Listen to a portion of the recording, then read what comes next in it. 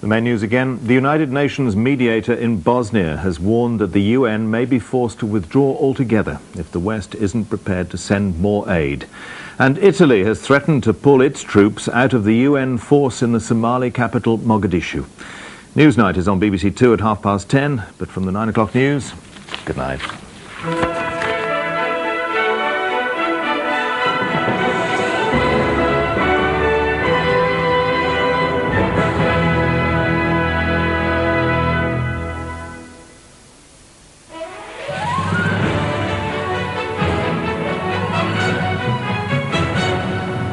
Good evening from Newsroom South East. A South London teenager who stabbed a man to death after slashing his neighbour's tyres has walked free from the Old Bailey. The jury's not guilty verdict was bitterly condemned by the dead man's widow.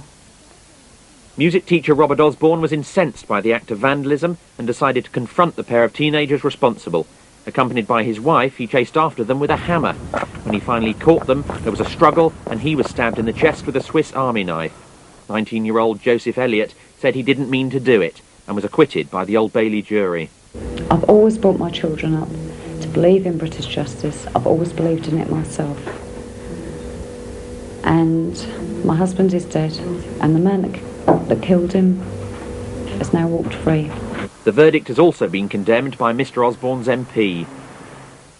Network South East is locked in a battle with Intercity to win government cash to buy new trains.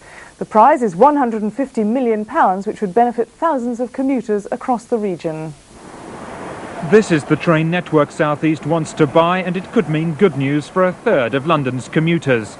There'd be 15 on Kent coastlines and 25 on the Great Northern, from where second-hand trains would be moved to the Tilbury and Southend line. If we don't get them, we're in some sort of trouble. We would have to take very expensive decisions to life extend trains which are already, frankly, too old, and the whole thing would become rather uneconomic. An order for Networker Expresses would also save 1,000 train-building jobs in York, but Intercity's fighting hard for 14 new 225s for Pullman services to Manchester and Glasgow. BR's board will choose the winner later this month.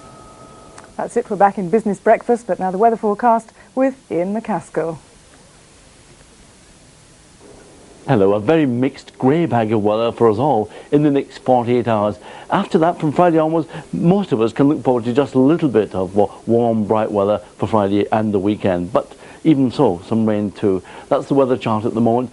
Front after front after front, rushing eastwards across the British Isles in the next 48 hours, bringing bands of cloud and rain as well. A lot of cloud, even between the bands of cloud and rain. Westerly winds, southwesterly winds, so never particularly cold, however. And then on Thursday, this front gradually introduces brighter weather to the west, and that's the first sign of brighter weather coming in for Friday and possibly at times over the weekend as well, although there'll still be showers to come. At the moment, a lot of rain showing up on the radar, some fairly heavy bursts of rain. That rain's gradually moving eastwards and northwards across Scotland at the moment. As it does so, gradually I think becoming lighter and more patchy over southern parts of Britain, and by the end of the night over southern parts of Britain, mostly just patchy drizzle. A lot of hill and coastal fog in the west and the south in particular, quite not just in the mountains either, on the hills and the high ground too, but staying dry all the time in the far north of Scotland. A much milder night everywhere than we've had for some considerable time now. Temperatures in some places no lower than 14 or 15 in the south, and no lower than 7 or 8 in the far north there. Tomorrow a grey start, certainly, drizzle in places, some outbreaks of rain in South Wales and South West England in the morning, still some outbreaks of rain over central and southern Scotland and north east England. As we go through the day, some changes taking place. Those outbreaks of rain in the southwest gradually rushing eastwards up the English Channel, affecting southeastern parts of England. At the same time, further outbreaks of rain over central and southern parts of Scotland, and more rain getting into Northern Ireland. I did say a mixed bag of weather later on in the day, but brightening up in some central and eastern parts as we go through the day as well. Those are the winds tomorrow. Southwesterly for most of us, southeasterly up over Scotland. Temperatures cool in the northeast, but milder in the south. Then becoming brighter from the west on Thursday and Friday. With the help of his unmistakable drawings, cartoonist Gerald Scarfe ventures out on BBC 2 in 20 minutes with the new programme taking a satirical look at the British class system. Money, money, money. What was it about Abba? Was it the clothes, the music, or was it the money, money, money? I think they made millions. but they had to pay for it so heavily. They had to wear those clothes. That's like something that's so kitsch. You know, if anybody else did it, you'd just laugh.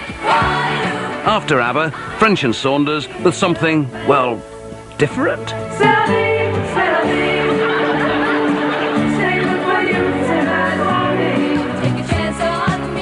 Take a chance on an evening with ABBA, with A for ABBA at 9:30, French and Saunders at 10:05, and ABBA the concert at 10 past midnight, next Tuesday on BBC1. Stand by for resort activation. Before the Terminator, there was Westworld. It's an amusement park. The best amusement park in the world. All you have to do is have fun. But one day... Raw. Oh my God. Sir, we have no control over the robots at all.